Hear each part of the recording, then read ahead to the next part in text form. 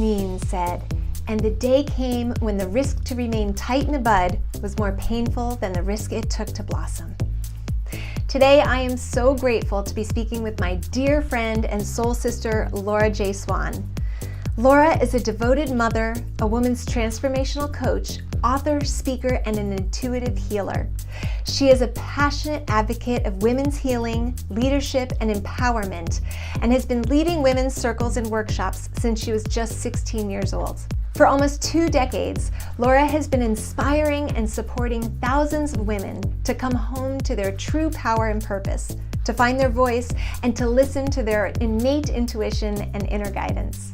As a trained therapist and counselor, she weaves spiritual practices and therapeutic psychological techniques in her empowerment work with women for a uniquely holistic and grounded approach. She currently lives with her husband and 2 beautiful children in Encinitas, California. I'm grateful and excited to share Laura with you today and hope that you enjoy her as well. I am so blessed and honored to have the beautiful Laura Swan with me here today. I am so grateful and so excited, so thank you so much for joining. So we met 12 years ago, believe it or not, in a women's circle. And the first time I saw you, I absolutely fell in love with you immediately. And I had no idea that day would be so life-changing for me. And can you believe it's 12 years later? Time just flies so fast. Yeah. One of the greatest gifts in my life has been our friendship and you and all that we've experienced together, and I am so grateful. So we've gone through so many ups and downs together through life. We've been through weddings and pregnancies and births and children and so many beautiful things, and we've been through a lot of challenging times as well. And so I was just wondering if you could share any of those challenges that we've been through together. Oh, let's dive in, huh? Yes, let's dive in. Let's just get right to it. Oh, well, because I've known you for so long, and you did come into my life kind of when some of the bigger challenges arose in my life, I've had a few in my adult life. I think the first one that I really remember that was very difficult was my miscarriage when we were pregnant together. We were pregnant together, within a week of each other. And we both had fertility challenges, and we did a healing circle to help our bodies become pregnant, and with my fiance at the time, and you were married, pretty recently married. And we were so excited. We were so excited. We got pregnant together. Yeah, and then 4 months in, I had a miscarriage, about almost 4 months in. And you were the first person I called. You're going to make me cry. I know. Already. There's going to likely be some tears in this interview, but that's beautiful, or brutiful, as Glennon Doyle says, right? And you were the first person I called, and that was really difficult. That was one of the most painful experiences of my life, because I was really ready and excited. Yeah. But God knew I wasn't quite ready yet, and I knew down deep there was still some more healing to do and preparation, and I also knew that relationship really wasn't the one that I was meant to be in for my life relationship. And so it was physically difficult and emotionally the most painful thing, one of the most painful things I've ever been through. And I, of course, know now that there was great purpose in it, and I actually was able to identify what was really going on with my body physically so that I could heal and become pregnant and go on to have 2 children one day. 2 beautiful, healthy babies. 2 beautiful, healthy, amazing children, and it just wasn't my time yet. That was about, 10 years ago? Or how old is... Exactly 10 years ago. Yeah, because that's one of them. You want more? So I'd love to hear what the beauty is that came out of that experience and how it strengthened you. Yeah. I love that exercise because sometimes it's really hard to do it in the time. Like if you would have asked me that when I was going through it, I knew that there was some sort of blessing that would come out of it, but at the time, especially I think around losing a child, it's really hard. Like whether it's a child that's already been born or pregnancy, it's really hard to see the blessing in that for I think any woman, any parent. And I won't even say that there was a blessing, but there was a lesson in that I learned how strong I was. I learned how much love I had around me and what a community of support I had. I learned that I could physically have children through the process I went through, like the physical healing process. I had some diagnostic surgeries done that I might not have had done otherwise, and all of that came out of the loss. And that loss went into the loss of the relationship. So I had the loss of the pregnancy, which then a couple months later, the relationship fell apart and my engagement fell apart. Everything fell apart. Like my place I was living fell apart. Is that when I moved in with you? I think so, maybe. It was right after that. And I moved in with you for a little while, and I had to reinvent myself. I had to really find at the deepest core, when I was in that much pain, I had to find what was really true inside. That was what I chose to do. And I chose to find, like, what is the thing that I can hold on to that is true in this time when all else is falling away. And for me, that was God. That was my spiritual connection to my higher power and to God. And my faith is what got me through that. I remember I had these rocks that, do you remember my little rocks? I don't know if you remember that. I don't recall. You know, little rocks that have words on them. The words, yeah. Oh, yeah. Yeah, they're everywhere. And I remember you could make your own around your house, the apartment. Yep. Those were my rock. I felt like I just bought like probably 10 different words that were the words that I held on to. Faith, prayer, love, you know, wisdom, healing. I chose words that I needed to be reminded of all the time. And I literally held those rocks in my hand like all day long every day. When I didn't need my hands, I was holding on to those rocks. And I grew those qualities through that. I grew those qualities through that time, like through that time of utter darkness and what felt like hopelessness became truly when I actually integrated and embodied those qualities. And through the love and support of you and the friends and family and my own just conviction that I would have the life I desired, that I would have children, that I would have the relationship, that I would have, like I kept that vision alive. And what really, I'd say more than anything, is I poured my heart into service too.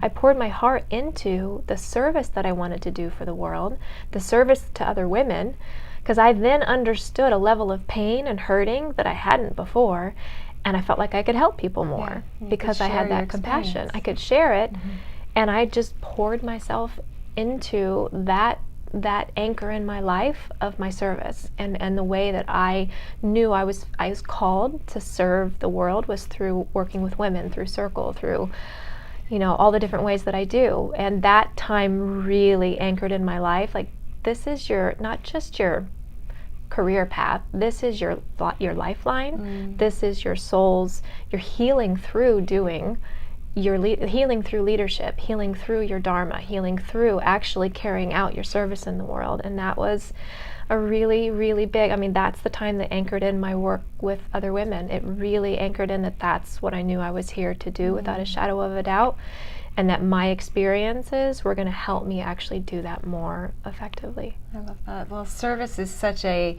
distraction from your own stuff, but it fills the cup so much. It's almost selfishly more for the person serving than the person you serve. Yeah. So it's kind of a win-win.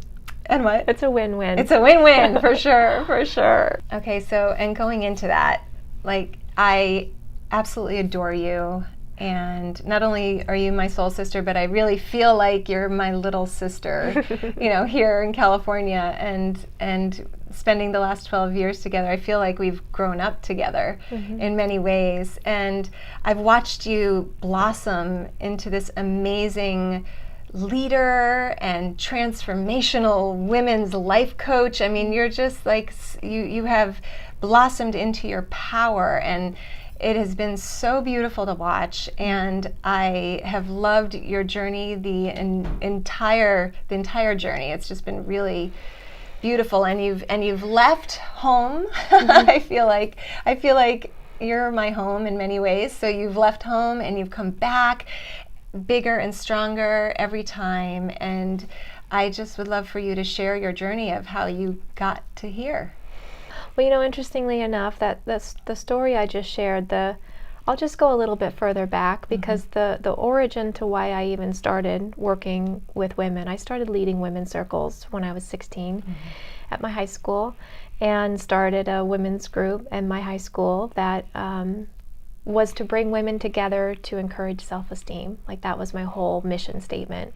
And the reason for that, like the reason why that was what I saw was needed, was because I saw women in high school, young girls were so competitive, and so we were so hard on each other. And I just had this vision that good things could happen if women came together from different cliques and I was kind of that person in high school that wasn't any particular clique. I really managed to be able to get along with a lot of them. So I was able to bring the girls and women together from different, the jocks and the theater girls and we had this group that would meet, and the focus was to grow our own self-esteem so that we could go be more powerful in the world and do service work. Like, we did a lot of service work, and we created workshops for the rest of the high school and on yoga and meditation. And you're so ahead of your time. It was pretty awesome.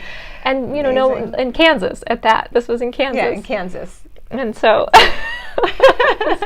I knew my destiny very young, that was what I knew, that women coming together would heal the world. And I saw it happen in my high school. I saw girls come together, create workshops for transformation and healing that the whole high school got to participate in, and everyone was impacted, and everyone got to experience change. And to go further back, the reason why that calling was so deep in me was because as a young girl, my family fell apart very young, and I did not have my mother in my life. She was living pretty far from me. My father and her split up, and so that left a very big hunger in my life, in my world, for feminine energy and for being around women. And so something in me just always craved being with strong women, with older women. Like, I loved being with like grandmas, and I loved being around women and listening to women's wisdom. And there was just a hunger in me from so young, because I had a pretty deep hole in my heart from not having my mom around. And that was my first tragedy or trauma, I'd say, that I went through, the first of several that then led to this knowing, like, especially after my experience in high school of seeing what could happen in bringing women together. Like, I just knew from that point on that was my job, and it fulfilled a deep hunger inside of me, and it healed me. It really healed me. It healed that desire for the sacred feminine, in a way, for the Divine Mother. I found her through all different ways. Yeah, I mean, it was so traumatic not having your mom, but the beauty that came out of it is that not only have you been healed by thousands of moms, but you are healing so many women in return. Because of the trauma. I hope so. And I you hope absolutely are. Absolutely. I hope so, because I know that my story there were so many points along the way that they could have gone the other way. Absolutely. And that because of my faith, and because of my practice, and because of my continual knowing that being with other women is powerful and healing, and that we find each other through each other. That's been my anchor my whole life. And for whatever reason, God gave that to me very young, to know that, and I'm so grateful for that. I'm so grateful that I was able to seek that out, but my responsibility is then to share that. And so that led me to, eventually that experience that you and I talked about in the beginning around the loss of the pregnancy. I was already on a healing path for my physical health, to explore what was going on physically for me. And in high school, just after high school, when I went to college, I developed an eating disorder also, before this incident that you and I talked about. And that was a really difficult time where I had exercise bulimia, and I got very, very thin and really just kind of was trying to waste away. And that was when a lot of things from my childhood finally hit me. I think in high school I managed to get by and to sort of be distracted through busyness and the eyes on the prize of I'm going to get myself to college. But then once I got there, I got to Boston, and it all hit me at once. It all just came crashing down that I had a lot to deal with from my youth that I hadn't. And so it manifested as an eating disorder. And fast forward into all kinds of healing modalities. I sought out so many different forms of healing, from yoga to nutritional therapy to prayer to meditation to everything. You know, I really dove in because I knew that my hunger or my manifestation of the disease was a soul hunger. Like I knew that, and I could feel it, and I knew that that's where I needed to go to find the nourishment. And fast forward to coming here eventually, right? Yeah. After spending some time in Hawaii, and I just basically at about 20, I was in college, and I knew that the path I was on of studying very hard and pushing myself was not really gonna heal me. I knew that it was a path that I had been sort of dictated by the culture, that you need to go to school and you need to. So I left. And that's when I ended up here eventually, and did a lot of studying here of the mechanisms I talked about, from yoga to nutrition. And but through that time of then realizing the power of bringing women together and doing lots of women's circles and getting really involved in feminine spirituality and teaching and sharing that through Circle, I realized that I really wanted some extra training on working one-on-one, and I wanted to do it in a form of psychology that was true to my soul.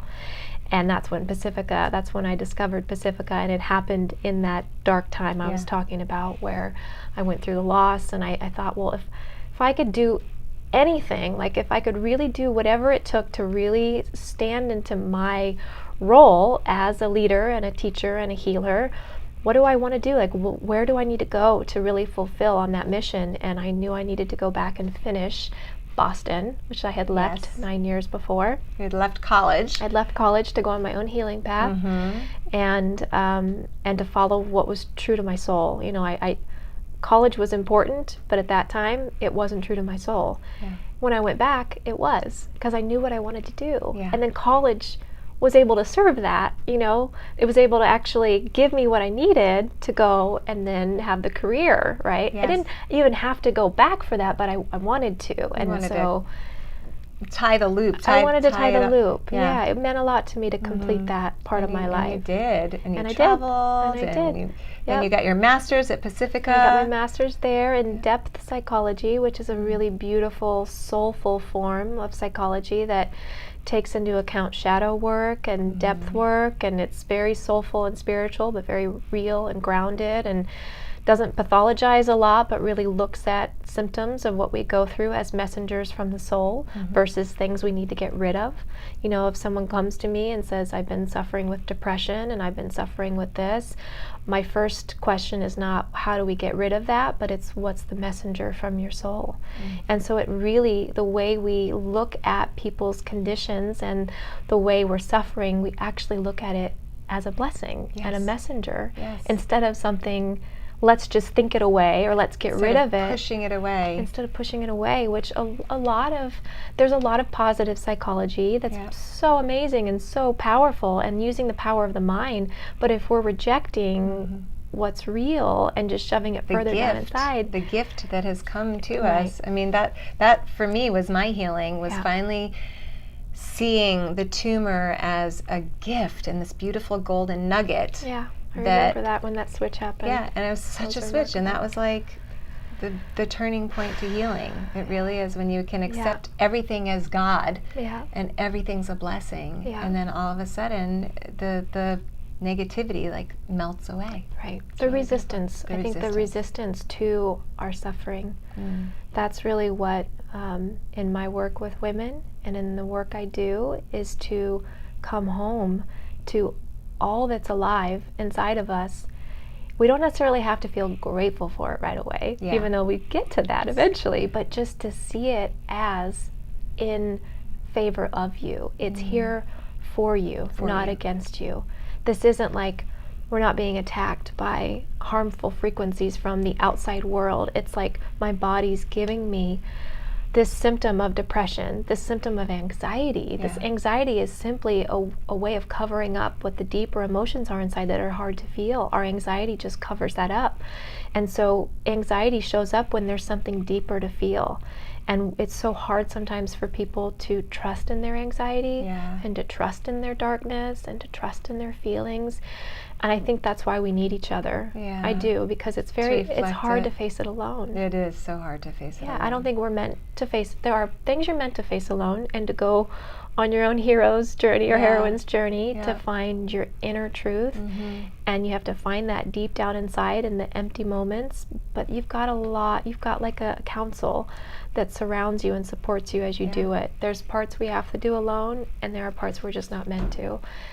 And it goes back to the service, like filling your cup when you can be there for somebody else that's going through those trying times. It makes so meaning beautiful. out of it. It's the whole healing mechanism behind the 12 steps. One of them. I mean, there's so many in the 12 steps that are amazing, but the 12th step is giving back and service. Like, you get to the end of your journey, and the way you stay sober and the way you stay in alignment with the teachings is that you're teaching them and you're giving it back. And that really is just like, it's like a universal truth. It's so the way beautiful. It works. So beautiful. Kind of like how we have to do it if we want to stay on, on the track for ourselves, is to share it in some way. So what you often say is, what the world needs now is more women who have come alive to their true power and potential. Maybe you can explain a little bit about what you mean. Yes, I would love to. I believe that we all have an incredible gift to share, and that our planet is struggling with a lot of things right now. Sure is. There's too many to name, but divisiveness is one of them. And a lack of care for the system, like the whole. We're divided, and we're looking at who's gonna get this in order to survive. Like, we're a very divisive country and world. And one of the gifts of the feminine, one of the gifts of having been a mother, as you know, is that we look at how does the system survive and thrive. How does the system, the family. That is a gift of the feminine, that when we look at the world, we don't just, and I'm not saying all women are like this, but when we speak generally about the feminine energy of nurturance, of really valuing relationships, like, that is what we're good at. That's kind of what we do in the family. It's what we do in the culture and the society. And it can be played out on a global scale.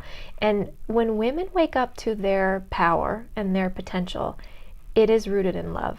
And it's rooted in this type of service and giving, is that we naturally think, how can I take care of the whole? How can I make sure that not just these people, but these people feel loved and valued and healthy and have their basic needs met? Like, we look at how do we just take care of the basic needs, because that's what we're wired for.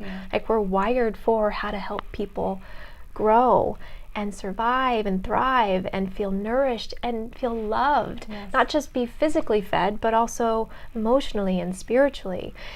And it's not that men can't do that. It's not that the masculine can't do that, but they have other skills. Like, they're really good at some other things. And when we bring it together, it's a magical combination.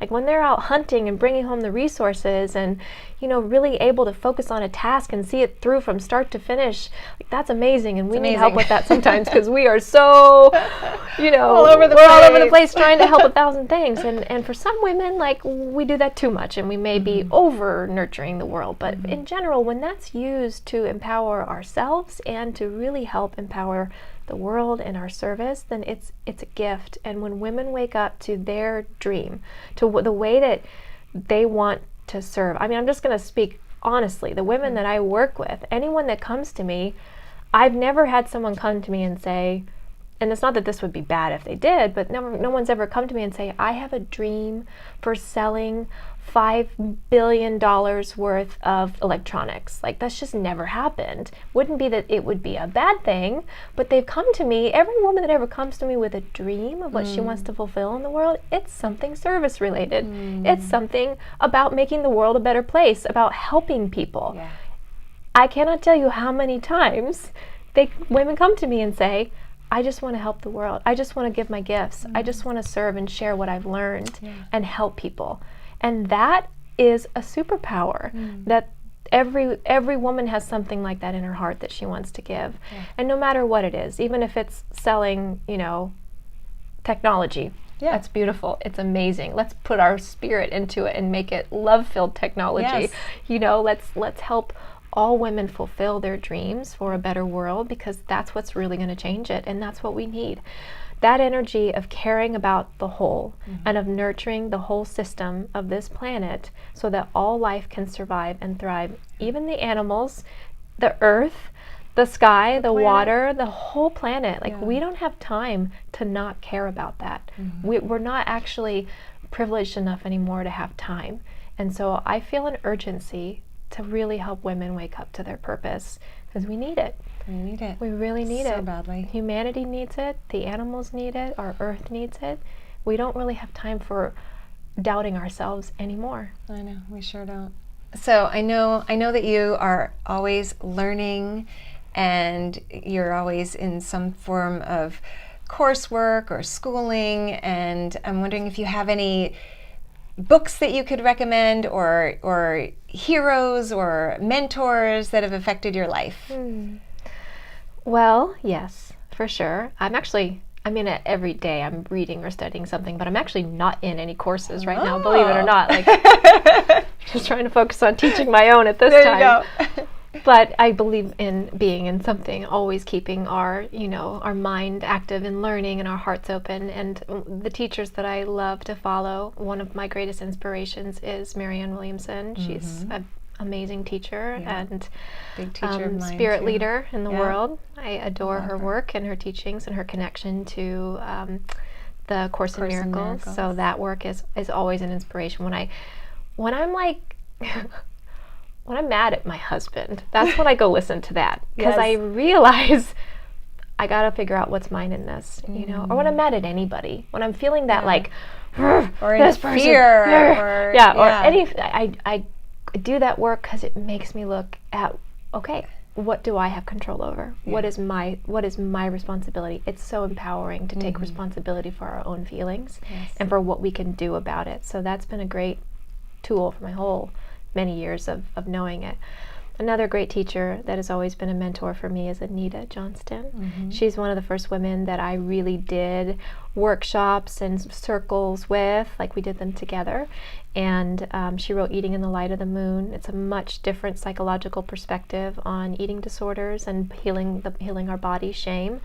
It completely changed my life and helped to set the direction of the type of psychology that I would study, and it helped me heal my own relationship with my body and food, and understand it really as a gift. Like, that's what that book did for me more than anything, was transform my relationship with my own disordered eating and patterns, instead of being like, how do I just get rid of these? It was what's the message? What is my soul trying? What am I really hungry for? What's the gift? What am I hungry for? What am I really hungry for? And it worked. It just worked, and her work has been incredible for me. So she's a big one. I also have always loved Joseph Campbell. Joseph Campbell is one of my big inspirations. That's the reason why I studied comparative religion and mythology and got my degree in that at Boston University, was inspired by his work and the power of myth and the hero's journey, and understanding that more as a universal path that we all have to take. So he was huge, and therefore so was Jung,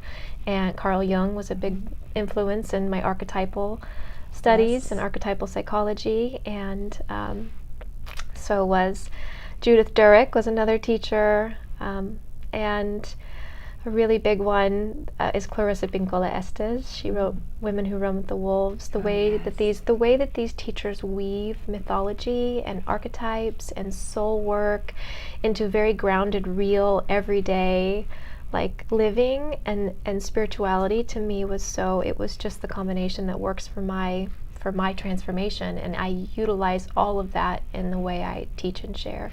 Well, and that leads right into your course, Yeah. and I'd love to hear how you brought all this knowledge that you learned about archetypes and brought it into women's transformation. This course is the culmination of all of the healing work I did on myself, the studies I've done in psychology and my practice as a therapist. So she wrote a book, Reclaim Your Power, and there's a workbook too. Mm-hmm. And but the workbook's only if you join the course. Only if you join the course. Yeah. Okay, so maybe you can just go into this a little bit. Sure, I'd love to. Tell us about archetypes. So, people ask me, like, why did you choose to teach about archetypes? Like, why? And I really didn't choose it. It chose me. Mm-hmm. It came to me. It came through me. This pathway, the Reclaim Your Power pathway, it's a 12-step. I just made that put together. It's a 12-week course that takes women through basically like growing yourself up. Mm-hmm. I mean, that's kind of what it's like, growing yourself up from inner child maiden into full expression of our power and purpose, and not like leaving any part of that process behind.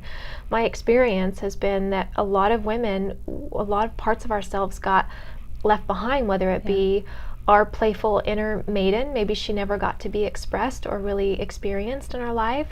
Our sensuality and our beautiful sexual self maybe got repressed, or trauma happened that we never got to really experience that part of ourselves, or we did to a detriment, and there's so many variances of how this can show Extremes, up.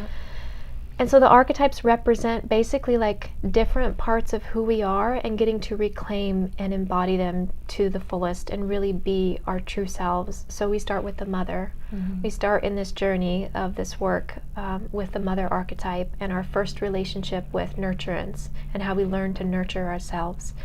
And many women did not have that experience. Some women did. You had an amazing Mama Karen. I did have an amazing Mama. I love you, Mom. Oh, she's amazing. She's and amazing. So nurturing and so loving, and that's a lot of Such a why blessing. who you are is because of her too. Thank and you. It's beautiful. It is because of my mom.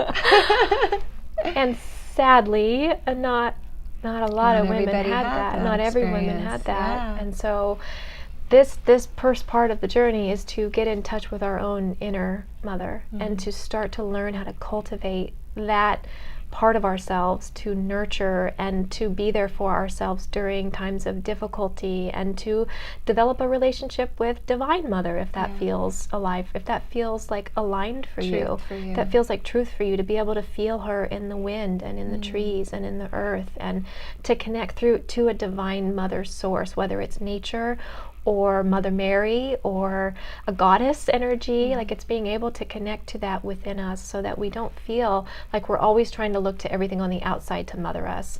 And that's just one archetype. We also do the maiden, which is reclaiming our inner child and our playfulness and our joy, and letting her have a place in our lives, and knowing how to tend to her when she's acting out and needs attention. Which this is the basis of inner child work, and this process weaves together deep psychological work with feminine spirituality, with archetypal psychology. It's such a grounded approach to spiritual transformation is what I found, and it's relatable. Women relate to the archetypes, you know, like you actually have something to pay attention to and embody that week. Like, I'm gonna embody my warrioress this week. If you remember, you went through that. I loved my warrior. I did go through this program, and it's super powerful, and it's so much fun. It's so much fun. It's you get to be a kid again, because you get to play in all of these roles. Of these different archetypes. And it's creative. And it's very deep work. It's very deep, and yet you can do it in a carefree way that you feel really supported, and supported by your sisters within the circle, within the program. And you just feel like this unconditional love, even though you're just meeting you for the first time, or other people that are doing the program with you for the first time. You bond so quickly, And you have this instant sisterhood, this instant family. Yeah. It really is. It is a big overarching intention. Like, not only is the pathway of moving through the different archetypes and facing both the shadow and the light of what comes up with each one, you know, it's not just fairies and butterflies. Like, we look at what's painful. Like, why haven't we embodied that part of ourselves? Why don't I feel connected to my inner nurture or to my inner child or to there can be some very challenging reasons why that's there, and we hold it. We hold it and allow it to be without making it wrong. Yeah. And it's done in this overarching container of sisterhood and safety and love. It's so healing. It is so healing because you can go to the depths of your dark, and it just is, it's like this cleansing to be able to have somebody, like, in your normal life, you don't get to just chat about, you know, the deepest, darkest secrets of your life, you know, and here you feel like, oh, maybe I could open up and share with that. Whether you do or you don't, it's okay. Yeah. But it's a very safe place to grow a safe place and blossom. And you know, and it's because I know in my own life, had I not had those opportunities, I would not be who I am. If I hadn't had the opportunity to share and be real about my pain and actually go to those dark places, I couldn't have made it through to the other side. And so it is my sacred responsibility and honor to provide that for women, to provide a loving, safe space that you can be whoever you are with whatever you've gone through, the worst of the worst, the most traumatic things you can imagine, and you're still welcome here. This is where you will learn that you are whole, that you are complete, that those events don't define you, that this is what defines you, your truth, and the love that's in your heart, and that is far greater and more powerful than anything that's ever happened to you. And women find that.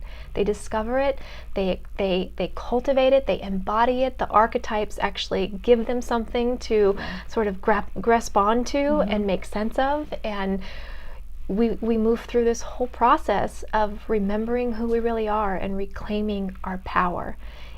I tell the story in the beginning of the book that I borrowed from Clarissa Pinkola Estes. It's a traditional story from South America, Central America, about the bone woman who reclaims the bones. She goes and finds the bones of wolves, and she searches the land, she searches the desert for the bones that are in old dead skeletons that have been forgotten, that the world is just left there to rot.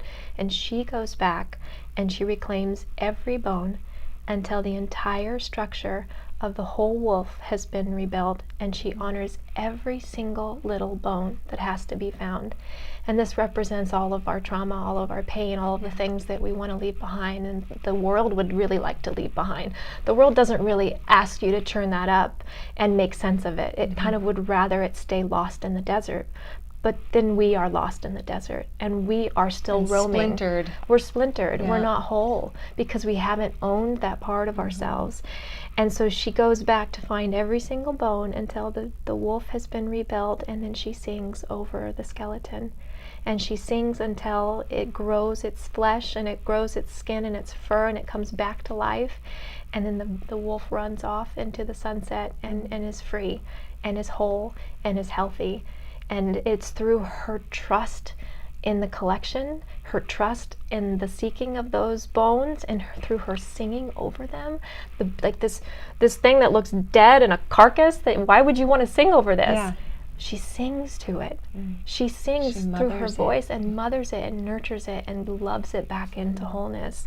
That story to me is the symbol of what we do in this course. And I gotta be honest, we can't always go back and claim everything. We can't get every single bone in our past in 12 weeks. That's not really possible. Some women, yes, maybe. But they can continue on. But they can continue. Of course, there's deeper work. You can work more deeply with me if you want to, but the course gives you this frame of reference, this shift in perspective, that you have tools to do the work for the rest of your life, that you can actually change history. you can go back and reclaim the bones and sing over that skeleton to bring her back to life. And this may be something small in the past or something very large. And that's why this is a psychological, spiritual healing process that takes us from, we also move through the chakras. Each archetype is aligned with a particular chakra. So it's very activating energetically of our entire energy body and really opening up our full capacity to be in our hearts, to be of service, to be in relationship, to be doing what it is we're here to do. And I think that's our power. That's why it's Reclaim Your Power. It's such a gift that you have brought this to the world and to my life and to so many of our friends' lives and sisters' lives. And I am so grateful that I've had the opportunity to go through it. And I'm so grateful for all the people that get to go through it. It's really exciting. Me too. I'm excited for everyone.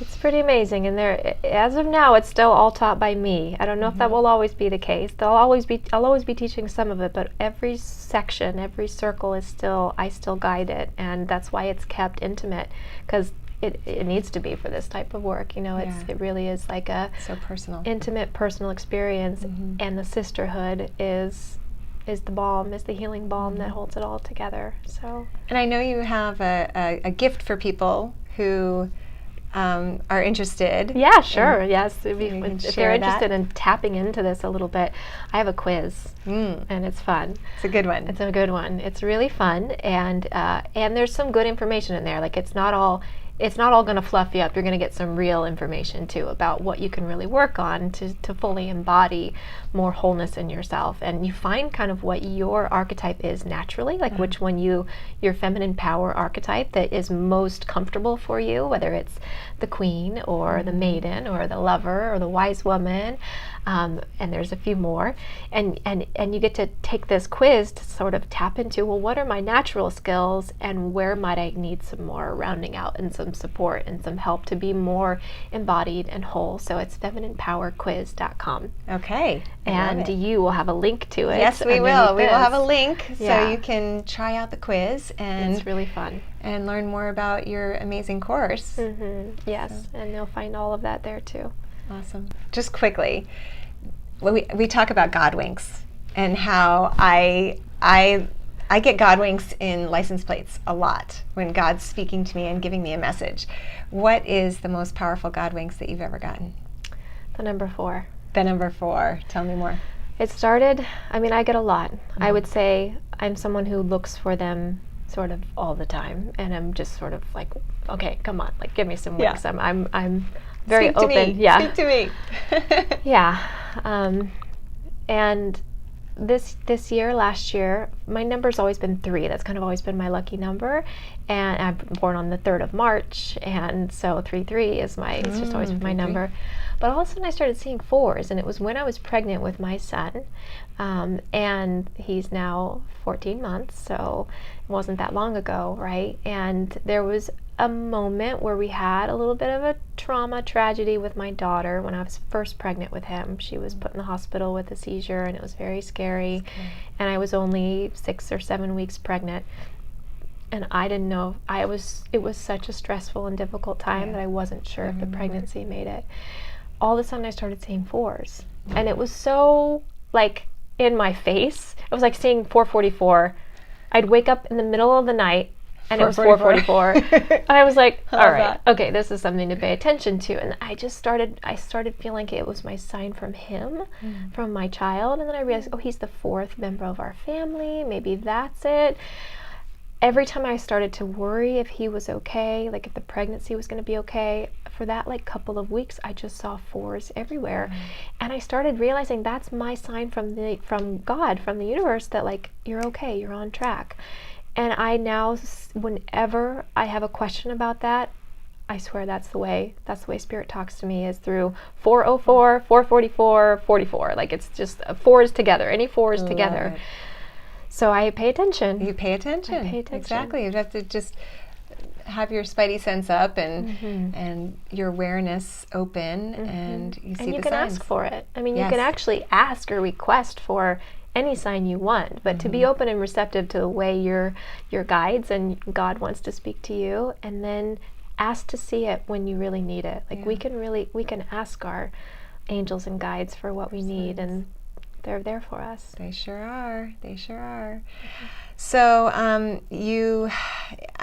if you're open to sharing about this, you're having some big challenges going on right now. And if you're open to sharing about it and maybe helping other people when they're in the middle of big challenges, what can you do to try to see the beauty in something that's happening in the now? Yeah, I mean, this is very it's very new and very raw. fresh and raw. And I may cry, and I'm okay with that, as long as you are. I'm okay. I'm sure your always here for you. Yeah, we received news this week that as you know, my mother-in-law, who is very much also a mother for me, as my own mother is too, and she is a second mother for me and very, very dear to my heart. We just found out this week that she has stage 4 cancer that has metastasized throughout her whole body, including her brain and heart. And it's devastating news. I've been in the hospital all week with her. And when I first found out, my first response, even with all my life's practices, was why, and anger, and a lot of hurt. This is a woman who, as you know,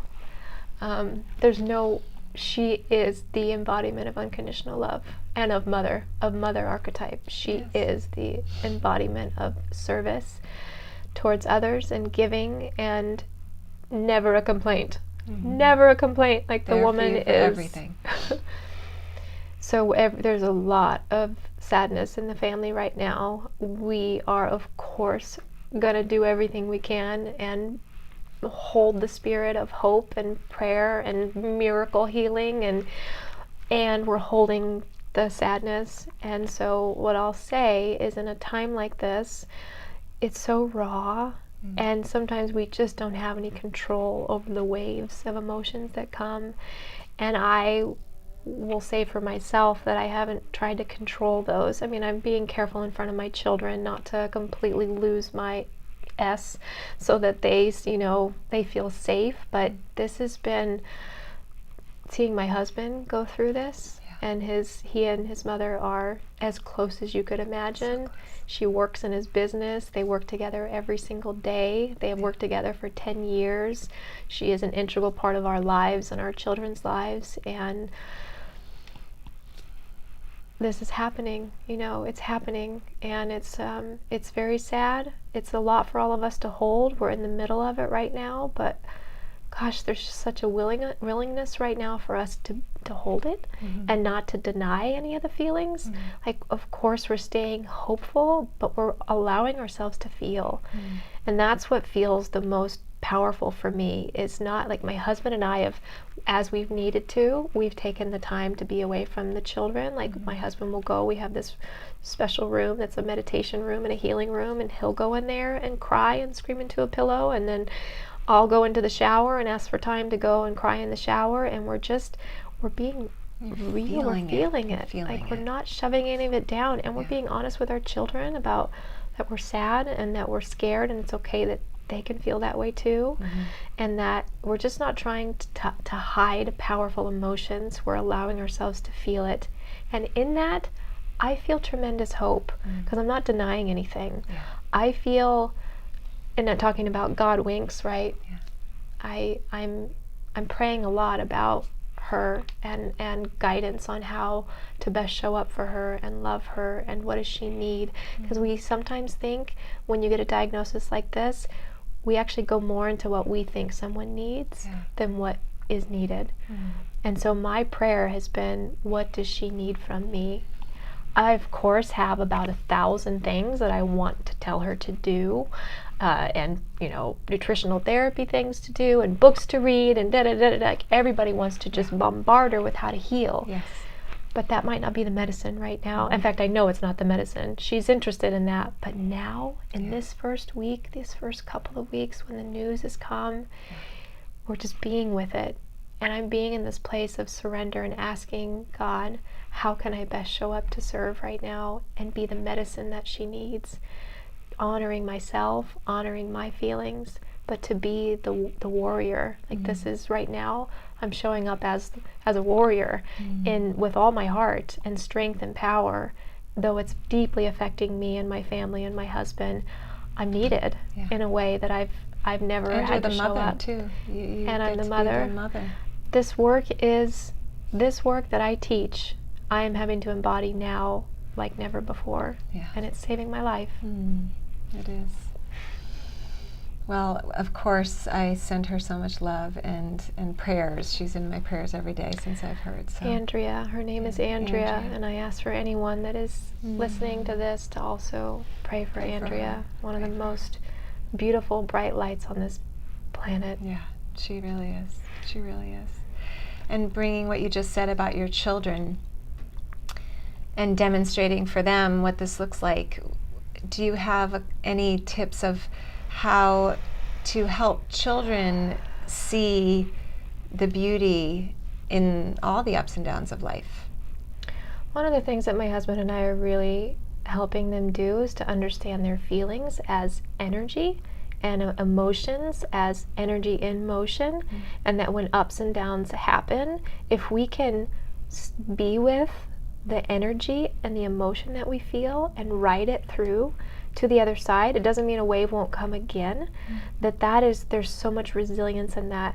I don't think we're taught that. We're not taught that as children. We're not taught how to be resilient. Use that.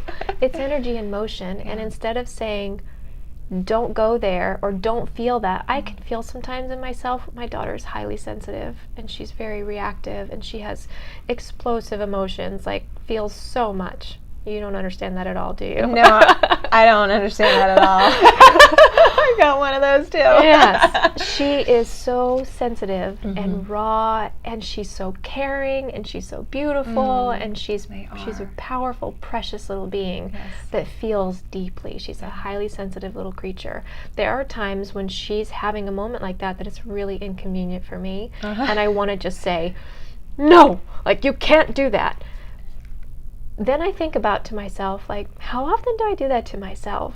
Where I'll want to do what she's doing, and I'm an adult, so I can't do that in the middle of, the grocery store or on stage, and I feel that. And how many times do we push down? Instead of modeling for children pushing down, and that's not okay to feel that, because they can't help it. They feel what they feel. We feel what we feel. Our feelings are messengers from our soul. Energy and motion, that if we honor and be with them, we move through them to the other side. It's a miracle when I actually allow my daughter to feel, and I get down at her level, and I take a deep breath, and I do my very best, and I don't do this perfectly. I mean, trust me, I am not a saint in this, but I try. We try. And this is a great reminder for me, because I need to be reminded of this. It's hard. It's so hard because there's so much going on, and our children feel such big feelings, and we want to teach them to behave too and be respectful. And their feelings are just so big, and so why not teach them how to be resilient, to be able to ride them to the other side? It's okay what you're feeling. You need to be responsible and respectful with your feelings. Like, it's not okay to feel that and then go punch your brother. It's not okay to feel that and then hit mommy or that. Like, those things are not like how we act out our feelings. Those are boundaries that we set. But to allow them to feel the fullness, to have a room in the house where your child can go to beat a pillow, to feel what they're feeling. One of the beautiful quotes from Judith Durrick's book, Circle of Stones, she's one of the mentors I mentioned earlier that I really love, is she has a page in the book, how might your life have been different if there had been a place for you to feel all of your feelings? When the darkness came up, there was a wise woman or a grandmother or a family member in your life that said, that's it, now you're feeling it. That's it, that's anger. Good, go ahead, feel that to the fullest. That's shame. Feel that to the fullest. That's like actually gave you an education about feeling feelings to the fullest. Totally. How many less problems would we have in the world if that was allowed? If feelings weren't shoved down and repressed into our body, which I believe is the source of so much disease and illness. Completely. Is that the feelings, the stress, emotions, they just get shoved in. And so what I say is that we just do our best to help ourselves feel our feelings through. If we can, I saw another teacher, I wish I could remember her name right now, I can't, but taught about in psychology, she's a psychologist that taught if you can withstand a trigger or a very big emotion for 90 seconds and ride it through to the other side, you can be free. If you can actually hold that very uncomfortable, very difficult emotion for 90 seconds through to the other side, that's given you're not in like the midst of a traumatic experience happening, but like a trigger happens, right? Then you can be free. You don't have to be a victim to anxiety and emotions if you can actually just hold them and honor them through to the other side. And that's resilience. And that's what I think we need to teach our children is, and when I do that with my daughter, it's like 2 minutes later and she's like happy as can be. When I try to force her to stop and bottle it up, it'll be an hour-long terrible blowout. She ends up in her room. I tell her to go to her room. She's throwing books at the door. It's just, it doesn't ever work, ever. But when I just pause and get down face to face with her and say, baby, what are you feeling right now? Okay, go ahead. Allow that. Allow it. Do you need to go, you want to go into a room by yourself? No. Do you want me to be here with you? Okay. I am so setting up a pillow in like the corner of her room or something and say, let's beat it. This is your anger. Get her a bat. Yes. Give her, this is your safe place to get it out. Yeah. I love it. I love it. It's a beautiful thing. And dance it out. Let children dance it out. Yeah. Let children have a chance music. Find your anger song. Find your sad song. Use music. I love it. Oh, good advice. Good we do all this in the course, by the way. This is part of what we teach, is using music to actually activate the energies so you can move them through. I love it. All right, so we're getting close to the end. So if you were able to talk to your 5-year-old self, I'm sure you probably don't have any regrets or anything, but what would you say to that 5-year-old self now? Well, that's just a little bit before my family fell apart at 5. It was about 7. I would tell her everything's going to be okay and all your dreams are going to come true and I'll always be here for you. Everything's going to be okay. I think if she would have got that and known that at that time, it would have been a little smoother ride, but I didn't quite understand that. You didn't understand at that age. Yeah. Eventually. Okay, so how about your teenage self? She was a little crazy. Just a little. I would tell her, you are beautiful and loved for who you are, and nothing on the outside that you're seeking right now is gonna fill that hole for you, but you are, to the core, a beautiful human being, and I love you, and all of these outside things that was a time where I had a drug addiction and boys, and I really went wild in that time trying to fill my hole. So that would be the main thing I'd tell her is everything you need is inside of you, and you are beautiful and loved just as you are. Yeah, I love it. Okay, how about your 80-year-old self? I'm hoping she's still kicking and just hanging out on her porch swing and watching her big family. And my 80-year-old self, when I feel into her, I feel a woman deeply fulfilled without regrets. And I'd ask her for some advice on my life, actually. Tell me what's going to happen. Yeah.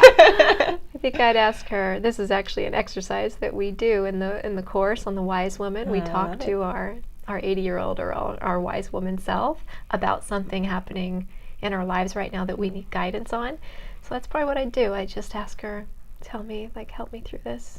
What is it you? Give me guidance. Yeah, give me guidance. I love it. I don't think I need to tell her anything. She needs to tell me something. She's got it all going on. Yeah.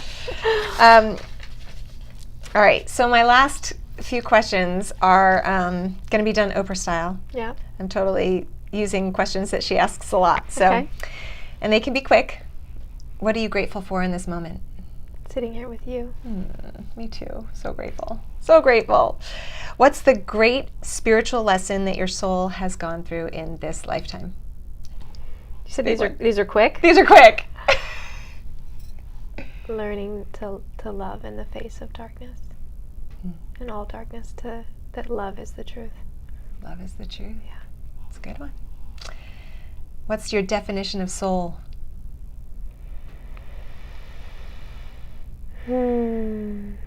Truth. That soul is like the truest part of ourselves. It's like what you can't really deny. When soul is coming through, when soul is what we're connected to our truth, whatever that looks like. Truth. What's your definition of God? Love. Love. That was easy. What does spirituality mean to you? Connecting to a regular source of nourishment and knowing how to really bring that embodied into our life. That's what my spirituality is.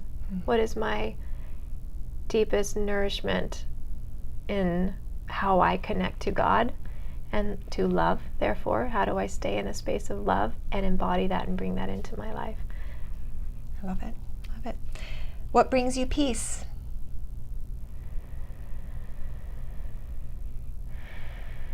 A breath. Reflecting on my connection with God and feeling the truth of God's love in my life. That brings me deep peace in all my life and in my heart. Love it. What do you think happens when we die? Well, I don't know for sure, but I do know that this is not the end and that there are perhaps many dimensions and lives that we go on to or have come from.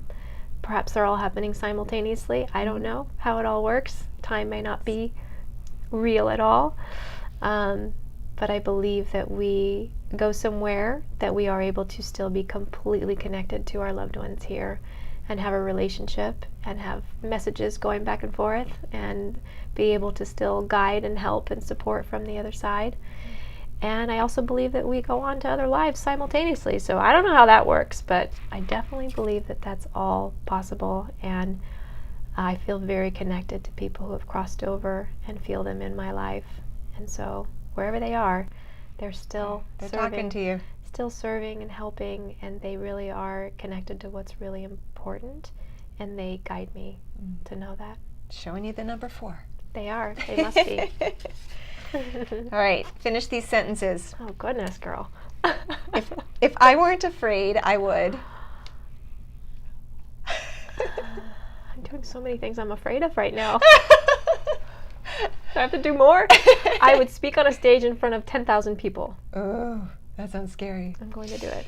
You are going to do it. I know you are. Yeah. Amazing. Oh, gosh.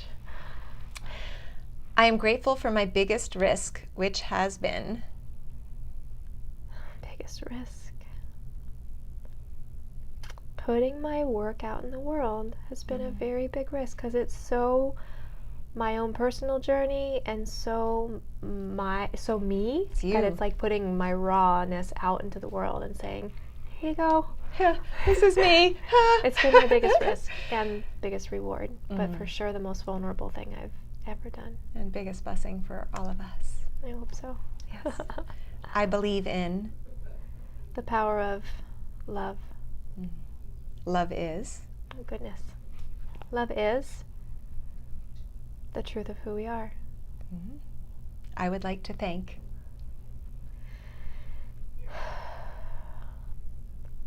The most authentic truth when you asked that question was, I would like to thank every hardship that ever happened that has made me who I am. I genuinely feel like it's shaped me and made me the woman I am and be able to live the life I do because of those challenges. Yeah.